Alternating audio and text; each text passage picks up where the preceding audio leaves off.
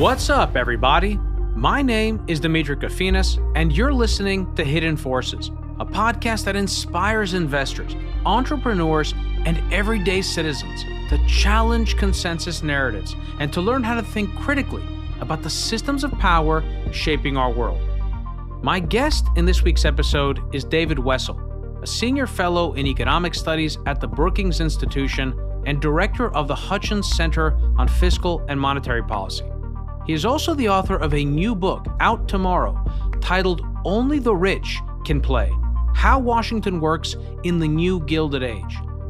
The book tells the story of the creation of what are known as opportunity zones, which supposedly incentivize people to invest in distressed areas in the United States with the official purpose of spurring economic growth and job creation in low-income communities, but which in practice seem to serve primarily as yet another tax loophole in an already convoluted code full of them. We spend the first part of our conversation discussing the bill itself, the story of its creation and implementation into law, and what this tells us about how financial and political power are wielded in Washington.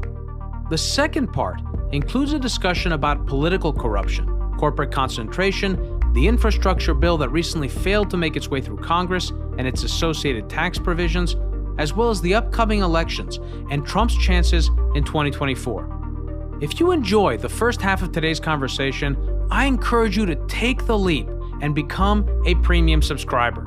There's no commitment. You can cancel at any time, and the entire library of subscriber content going all the way back to episode 1 becomes instantly available to you, including the overtimes, transcripts, and rundowns, depending on your tier. So without any further ado, please enjoy yet another educational and enlightening episode of Hidden Forces with my guest, David Wessel. David Wessel, welcome to Hidden Forces. Oh, good to be with you. It's great having you on the podcast, David. You've written now, what is this, your fourth book that you've come out with recently? Yeah, it's my fourth book. You know, someone must have sent me, when I had my old TV show, someone must have sent me Red Ink, which was, I think, well, not necessarily your last book. It was the book right before your book on the Fed, I think. And we never got around, it was right around the time we must have ended the show. We didn't get around to having you on. So this is a belated invitation. And I have to say, this book, like when your publicist sent it to me, it was right up my alley. And it is a fascinating look into a system and a process that I've struggled to understand, you know, and I think one of the reasons why it's so hard, obviously, is because those who benefit from it and are in a position to actually explain it don't want people to understand how the, quote, sausage is made. But before we get into that, it's a fascinating book, and we're going to discuss all of it. For those who don't know you, what is your background? How would you describe who you are and what you do?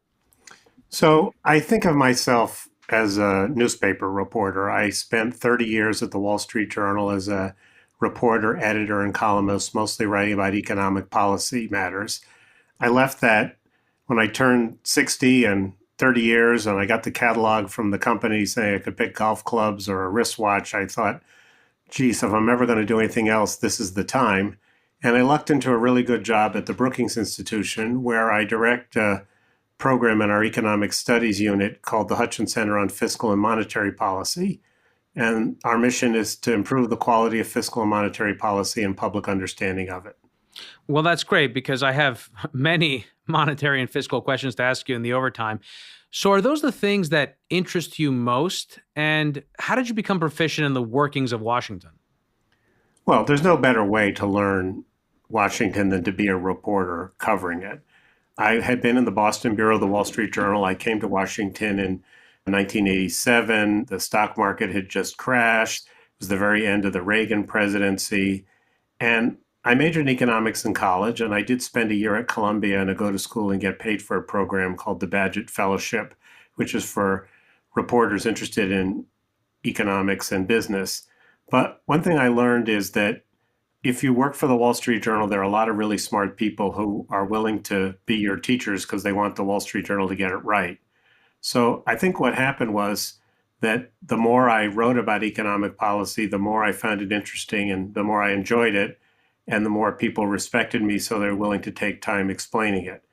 There's different ways in journalism. Some people go from one beat to another. I didn't choose that, and I think it paid off handsomely for me. What did you like about economic policy so much? The ability to translate what was happening in Washington at the Federal Reserve and Congress and how it affects the ordinary people who read the newspaper or listen to NPR or something like that. One of the things I discovered is that there's a kind of high priest language in economics that excludes many people from participating. I mean, the Federal Reserve has gotten a lot better, but in the old days, you basically needed a decoder ring to know what they were talking about. And I discovered that I enjoyed being the translator and that there was actually a market for that. So, for instance, during the financial crisis of 2007, 8, and 9, I was on NPR's Morning Edition frequently trying to talk about really complex things in 3 minutes and 45 seconds. I discovered that I enjoyed doing that, and a lot of people don't. That's fascinating. That must have been quite an experience. To that point about the complexity, I never cease to be surprised at how many otherwise brilliant people struggle to understand financial markets and economics. And I wonder how much that has to do with language. A perfect example was a recent appearance that you made on Al Hunt and James Carville's podcast. And James, who I think is one of the people who's famously quoted as saying that if he could be reincarnated, he would come back as the bond market. Right. And he still seems to be traumatized by that experience, and he still seems to be sort of intimidated by that language. And it's something I find fascinating. So, as I mentioned, David, your book is titled Only the Rich Can Play: How Washington Works in the New Gilded Age. How would you describe what the book is about, and what did you mean by only the rich can play? The book is about a provision that was slipped into the 2017 tax bill that created or led to the creation of 8,764 tax havens across the country called opportunity zones. And the idea was, the marketing slogan was, we're going to give a big capital gains tax break to rich people, and they will put money into poor neighborhoods, and the poor neighborhoods will be better off. The reason the title is Only the Rich Can Play is that the tax break is only available to people who have large unrealized capital gains. It's not like, say, an IRA where anybody can put their money in and get the tax break. And that was by design because, after all, rich people have the money. I think that what intrigued me about it was, first of all, how did this happen? Secondly, it's a really important issue. How do we get money to poor neighborhoods? But two things really turned me onto the story. One was when I discovered it was not thought up by some Washington think tank, but came from Sean Parker, the guy of Napster and Facebook fame. And secondly, as I was thinking about doing the book, I heard there was an Opportunity Zone Expo at the Mandalay Bay Hotel and Resort in Las Vegas. And with images of the Big Short movie in the back of my mind, I went to that expo. And that really convinced me that this was a fascinating story. It was like a modern gold rush. Yeah, that totally reminded me of that scene in The Big Short where Steve Eisman and the guys at Front Point Partners went to the American Securitization Forum at Caesar's Palace in Las Vegas and had a series of aha moments. And you have some similar examples like that in the book, whether it was the guy in the cowboy hat or the former model turned real estate developer with the Andy Warhol painting to sell. I guess one of the questions that comes to mind is, how did all of these people become educated on this opportunity? Like, what networks were they plugged into where they could learn about opportunity zones so early? I also want to ask you about Sean Parker because you mentioned him.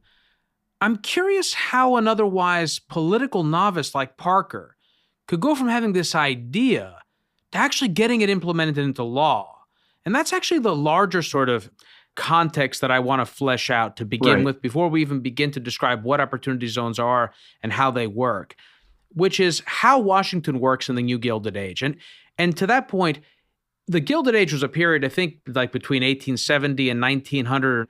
It was kind of the baronial period where a lot of the wealth of the Industrial Revolution, primarily the first Industrial Revolution, was beginning to become cemented into political power. And this was the period right before the beginning of the trust-busting era. And not a time that we associate with robust regulatory oversight. So is it fair to say that you think we're living through a similar period today and that we might be on the cusp of a new regulatory regime that could begin to try and rein in large concentrations of private and corporate power? All right. So, what did I mean about how Washington works in the new Gilded Age? One guy who's very rich spent several $1,000,000, not a lot by Washington lobbying standards, created a think tank called the Economic Innovation Group. And that think tank very successfully built the case that we needed to do something to the tax code to help left behind communities. They didn't spend a lot of time talking about how they were going to give a capital gains tax break to the really rich. He managed to hire some really good veterans of Capitol Hill, effectively as lobbyists, but also some technicians that would help them structure the thing so it's particularly attractive to rich people. And he also became a significant campaign donor. Originally, he only gave to Democrats, but as this thing took off, he started giving to Republicans. And so it's kind of like not the way policy gets made in the textbooks. Although there was a very public effort to build support for opportunity zones well before the tax bill came up, it was very superficial and at the talking point level. It wasn't on the details about how do you make sure this isn't abused. And because they were good at this and had the resources and energy and skill and time, they managed to get a provision into the bill without a lot of scrutiny. And I personally don't think that I'm no problem with billionaires who have good ideas about how to improve our society, but I don't think they should be able to basically maneuver without a lot of scrutiny by the rest of us about a provision in the tax bill, particularly one that is so valuable to people who have unrealized capital gains. Now, your second question is, how do people find out about it? Well, there is an industry of people, tax lawyers, accountants, real estate investment funds, and others, who, once they discover a tax break, propagate it through the system. So some people knew this was cooking. Most of the people in the industry didn't. And once they found out about it, they send emails to their clients, and then these organizations which exist to have conferences where people who have money encounter people who want their money, like the one I went to in Las Vegas, they start to have these big conferences. There were dozens of them in the first couple of years after the law passed. And so word gets around and I suspect some of it also happens at the golf course or cocktail parties. Like, I found this great way to avoid paying capital gains taxes. Tell me about it. So that's the way things get sold. There are people who make money by telling other people how they can cut their tax bills. And that's what happened this time. But how did Sean Parker get this provision to pass without even holding a single congressional hearing? And how atypical was that for how something like this happens? I think it's not atypical. I think things pop in. The smart people who want to get something into a tax bill know that sometimes public scrutiny causes a problem. So if you can get something slipped into a tax bill, the reconciliation bill that the House of Representatives reported recently is 2,500 pages. So it's not that hard for a determined member of Congress to get a provision in that other people don't really pay attention to that turns out to have big implications. In this case, Sean Parker and the Economic Innovation Group were really clever. They enlisted two allies in the Senate, a Democrat, Cory Booker of New Jersey, and importantly, a Republican, Tim Scott of South Carolina. Both happened to be African-American men. Tim Scott was really convinced that this was a good idea. He is an economically conservative Republican who seems to believe that giving tax breaks and having less regulation is the way to get prosperity.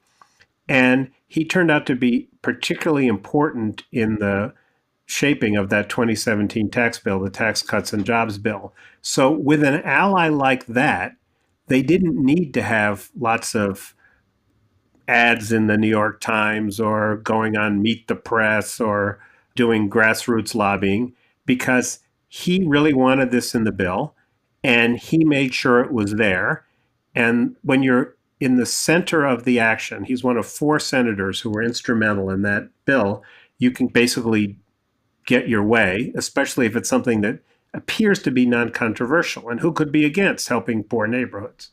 So this actually touches on a few things I wanted to ask you about. Number one, how important is that, finding a champion or multiple champions within the power structure? And to your point, you said they happen to be African American. Is that true that they happen to be?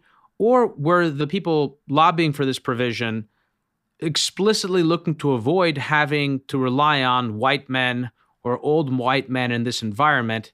And so they were looking for bipartisan support and support by people that would align with the current zeitgeist around racial equity, gender. Well, they were both men, but you catch my drift. How important was that as well, the sort of optics of this? Okay, to answer your first question, yes, it's really important to have a champion.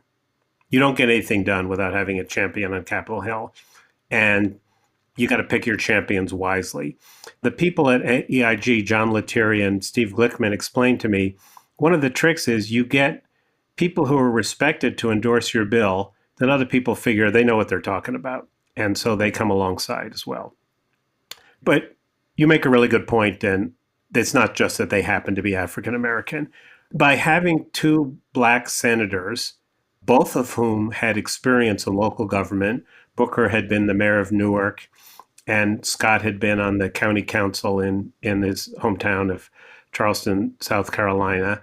It made it almost impervious to the criticism that this was a sop for rich people. And it made it easier for them to sell it because, after all, if you got the 2 of the only Black male Republicans in the Senate, the other one, of course, was Kamala Harris at the time, endorsing something, it must be good because these guys don't agree on a lot of stuff. So I think it was very clever. And actually, race plays an interesting part later on in the story, if you don't mind me rushing ahead. No, please. Originally, the Trump administration, the White House, was not interested in this provision. In fact, some of the people in the White House didn't like it.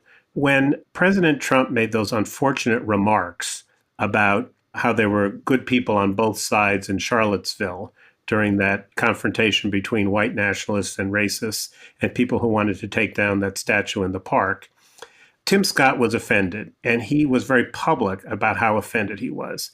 And he criticized the president pretty shrilly on TV and in a podcast. The White House invited him to meet with Trump. He thought about not going, but he said, the president calls, you can't. He expected a confrontation. And when he met with the president was very, very conciliatory and listened. And at some point says to him, what can I do to assuage the feelings of people I've offended, namely Black people? At which point Tim Scott, who was ready for this, says, you can support my Opportunity Zone bill. The next day on Air Force One, President Trump is asked about his meeting with Tim Scott, which was closed to the press. And Trump said, we had a good conversation, and whatever that thing is he wants to get in the tax bill, I hope it's there. That led the White House to energize and endorse this provision, which was already percolating on the Hill. And interestingly, once the bill passes, the people in the White House who the White House picks to promote Opportunity Zones are Black. Jerome Smith, who had worked for Koch-related organizations before coming to the White House, was a White House aide. He becomes very influential.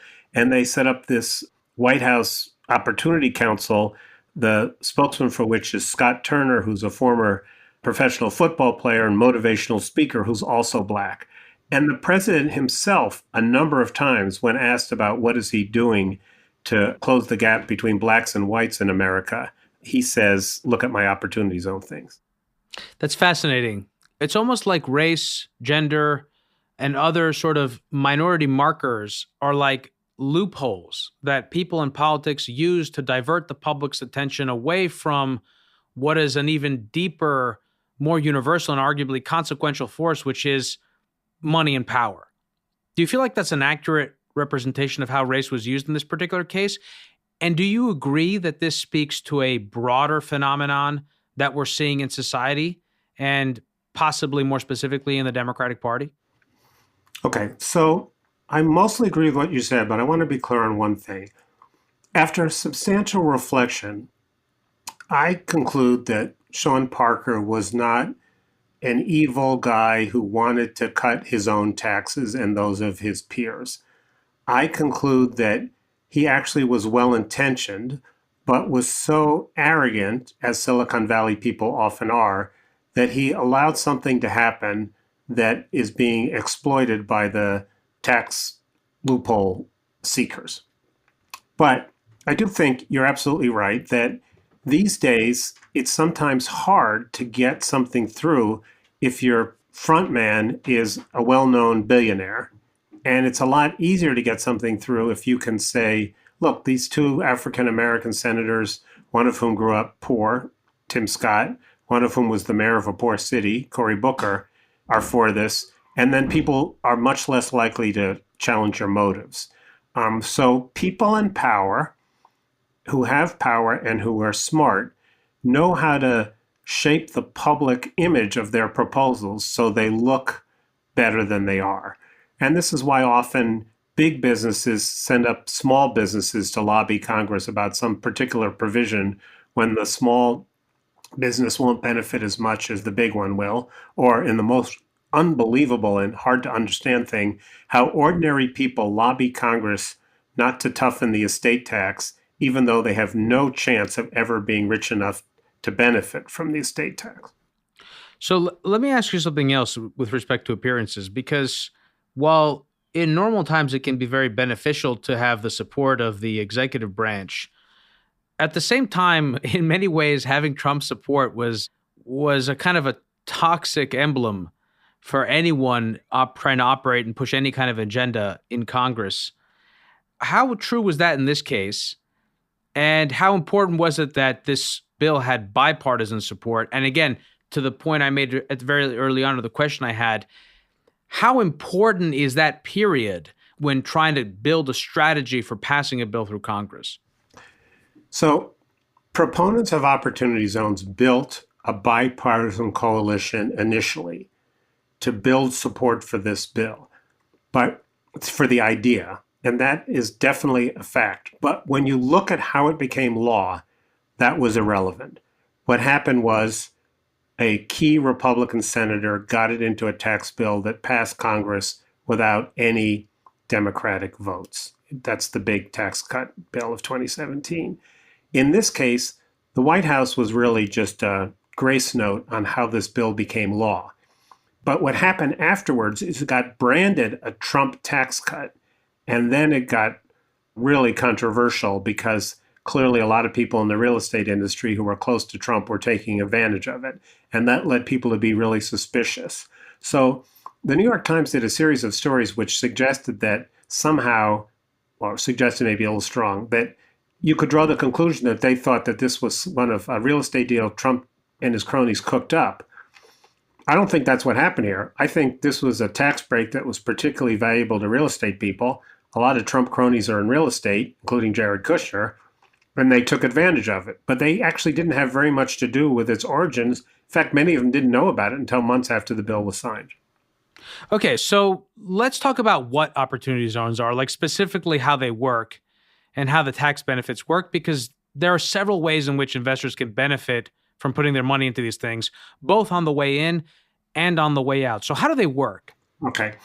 So the law created some criteria for what census tracts could be eligible to be opportunity zones. The Treasury turned that into a list of census tracts, and every governor was allowed to choose up to 25% of the eligible tracts as to be opportunity zones. In an opportunity zone, here's how it works. You have to have an unrealized capital gain. That is, you have to have bought something, stock, property, art, or something that went up in value that you haven't yet sold. You sell it, and you would normally owe capital gains tax on that profit. If you put it into an opportunity zone fund, then A, you don't have to pay capital gains taxes right away. You can put them off until 2026, and paying taxes later is always better than paying them sooner. And secondly, depending on how soon you moved, you can reduce your tax on that original investment by 15%. So that's the first benefit. When you say you can reduce your taxes on that original investment, What do you mean? Do you mean that you can pay 15% fewer taxes on the investment that you just invested in upon the time that you sell it? Let's say you bought something for $100 and you sell it for $200. You have a $100 capital gain. You would owe, roughly speaking, $28 in capital gains taxes on that. If you're putting it into an opportunity fund, you don't have to pay that $28 tax on day one. You can put it off till 2026. And secondly, you won't owe $28. You only owe $20. Okay? Yep. So you put that gain, that $100 gain, into a building or a business in an opportunity zone. And if you hold on to it for 10 years and it appreciates in value, you can sell it and you don't have to pay any capital gains on that profit. So the first stage is you get a delay and a break on your original capital gain. Your second stage is if you put it into a property in an opportunity zone or a business in an opportunity zone and you hold on to it for 10 years, when you unload it, you will owe zero capital gains. Okay, so let me see if I got this right. So you do pay some reduced percentage of capital gains tax on the asset that you sold in order to fund the next investment, but when you sell that investment, you don't have to pay capital gains on those returns. Correct. Okay. And let me add one little bit of context here. If you're in the real estate business, there are other tax breaks. One of them is called 1031, where if you sell a building and you put all the proceeds of that building into another building, you can delay paying capital gains taxes. But that means if you have a building that's worth $10 million, you sell it for $10 million, you have to put the whole $10 million into another property to delay paying capital gains taxes. The people who wrote the Opportunity Zone legislation saw an interesting way to make this even more juicy. If you put your money in an opportunity zone, you don't have to put all the proceeds of the sale, only your profits, into the opportunity zone. It's complicated, but it makes a big difference if you're in the real estate business. Yeah, and what you were describing there is a like-kind exchange. So is this still in effect today, or have any of the provisions expired? The like-kind 1031 exchanges were narrowed in the 2017 tax bill to cover only real estate. So you no longer can sell your dental practice and use it to put into something, or farmers can no longer use it when they sell a cow. There are proposals underway to narrow it further. And one of the ironies of what's going on now is a lot of the things that Congress is discussing to raise taxes on the rich, eliminating the 1031 like-kind exchange program or raising the tax on capital gains, are going to make opportunity zones look even more attractive to rich people because it'll be one of the remaining ways that you can cut your capital gains tax bill. So what has been the effect of these zones? First of all, how much money has gone into them, and what effect has it had on the local property markets? Have you seen, what kind of data do we have on this? One of the unfortunate things is the way this became law is that it was through this process in Congress known as reconciliation, which is actually getting a lot of attention right now. And the rules of the Senate mean that something can't be in a reconciliation bill unless it explicitly involves taxes and spending. As a result, the clause in this proposal that would have required reporting to the Treasury and the Treasury reporting to the public was stripped out. So we actually don't have very much hard data. Clearly, from what public announcements and what we can see in SEC filings, tens of billions of dollars have gone into opportunity zone funds, most of which has been invested in real estate. The best data I've seen is by an economist at the Joint Committee on Taxes in the Congress, which he got access to 2019 tax returns filed by these opportunity zone funds. And he found that 84% of the zones got no money at all, and that half the money went to just 1% of the zones. And when you think about it, that's not surprising. There are 8,764 census tracts that are opportunity zones. Some of them are really down and out neighborhoods. Some of them the governors chose foolishly or were influenced, and they're more attractive. They're in neighborhoods that are already gentrifying or there's something else going on.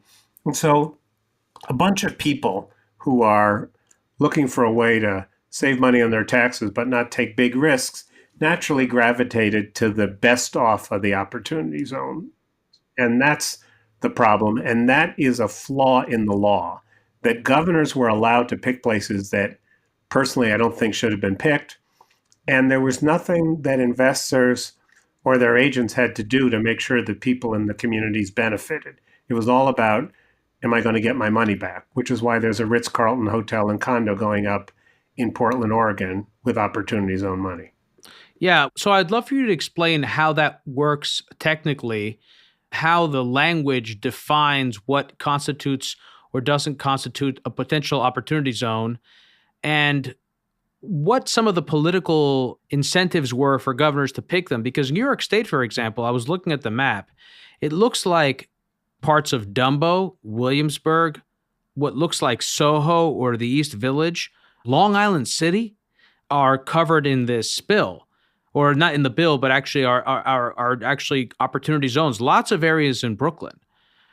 So how did that work technically? And I believe also, was it the case in California that students or parts of areas around certain universities were also opportunity zones, precisely because even though the students themselves came from wealthy families, because they have no income, the entire real estate area there would be considered could be an opportunity zone. Right. So there are two stages to this. One is the criteria that the law set. And the law basically borrowed from previous laws, and it said you have to have a certain poverty rate or something like that in order to make the list. Then the Treasury had to decide what data to use to comply with that definition. And because sometimes there's a lag in getting the data, they ended up using data that was a little out of date. And that was a problem because a lot had changed since 2008 after the financial crisis. So you start with kind of a flawed list of eligible tracts, technically, legally eligible. And in fact, the law had a very strange provision which said that you didn't really need to be a poor neighborhood. You could be next to a poor neighborhood. Contiguous is the word they used.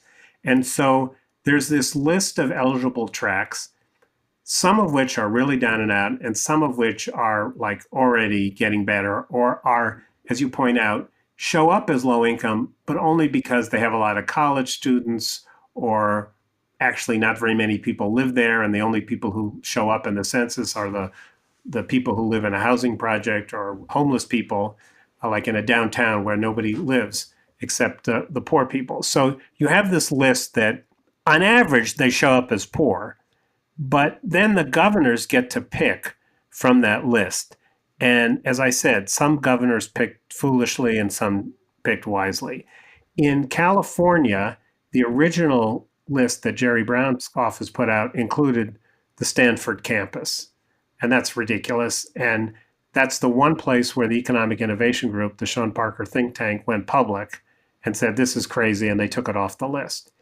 In New York, Governor Cuomo was hostile to the opportunity zones because it was a Trump thing, he thought.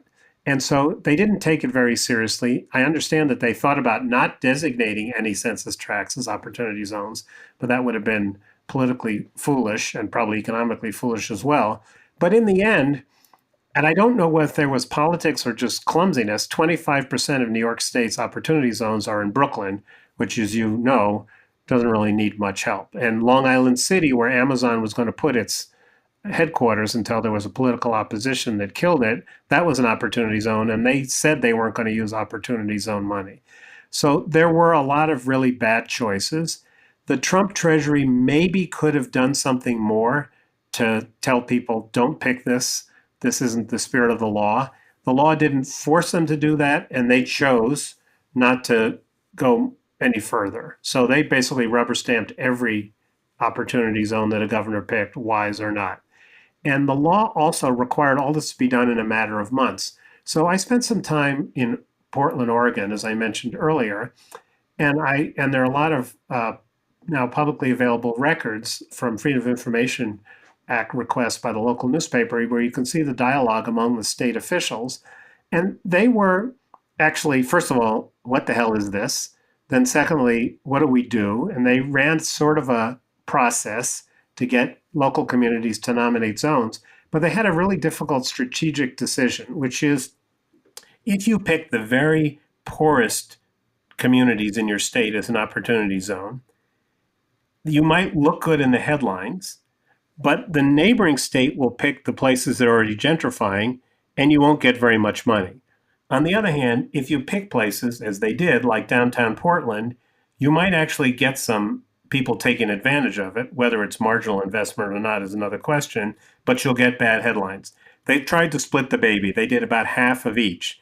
But as best I can tell, all the money went, or nearly all the money went to the best off communities, and very little went to the poor communities that got the designation. So one of the things that's, if you're on the ground looking at this from the point of view of people who live in these communities, as opposed to the rich people who are getting the tax break, there was a lot of noise about who got designated as an opportunity zone. But if you didn't get any money, it doesn't matter.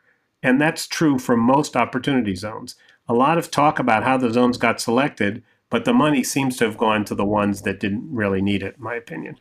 Right. So, I mean, again, the data on this is imperfect, but if you had to take a guess at it based on everything you've seen, do you think that the vast majority of the projects that have seen funding in these areas would have received funding otherwise? That even, in other words, that even the loophole itself hasn't been the primary driver of investments. It's simply just been the coincidence of that additional opportunity.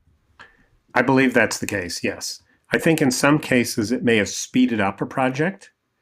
That is, it might have been done a year or two earlier than it would have otherwise because it opened up a new set of potential investors.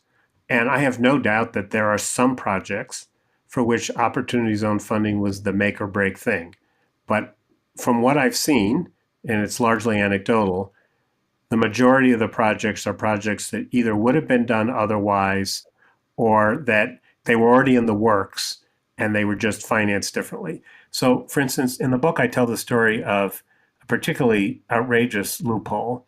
There's a building in Portland, Oregon, which is the headquarters of the local natural gas utility.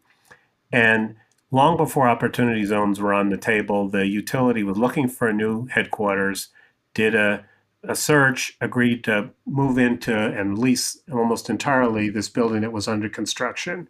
And it was all leased up, so it's a pretty safe investment.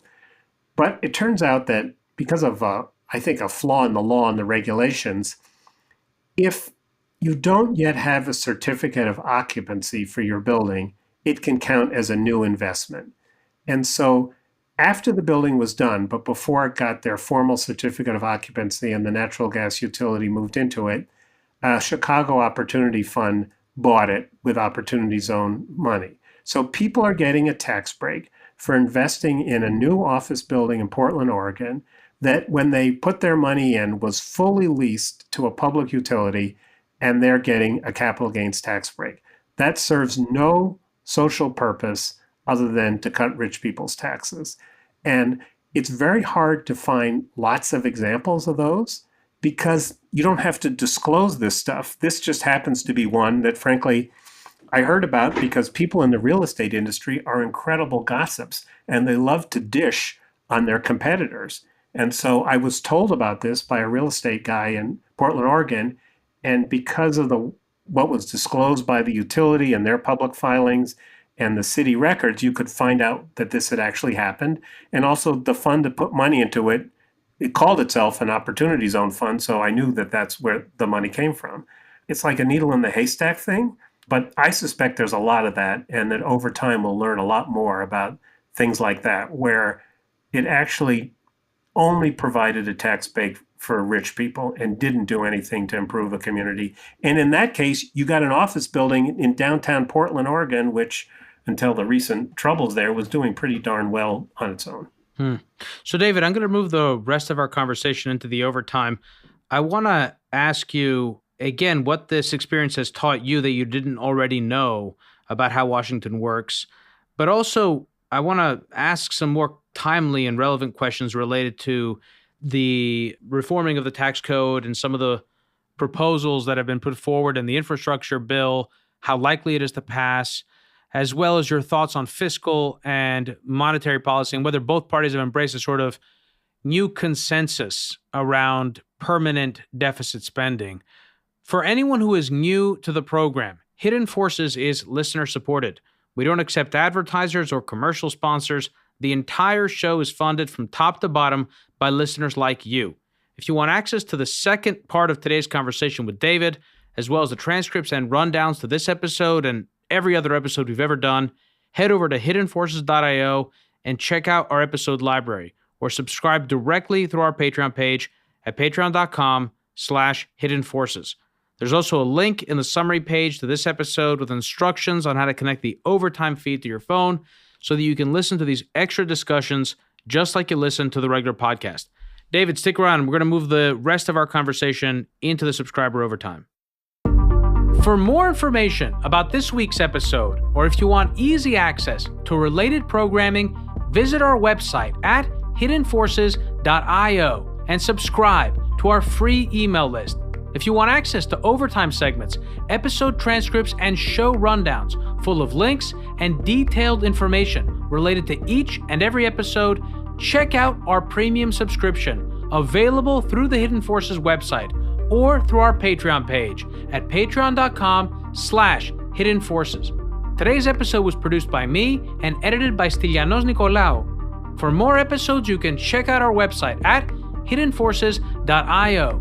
Join the conversation at Facebook, Twitter, and Instagram at Hidden Forces Pod, or send me an email at dk@hiddenforces.io. As always, thanks for listening. We'll see you next week.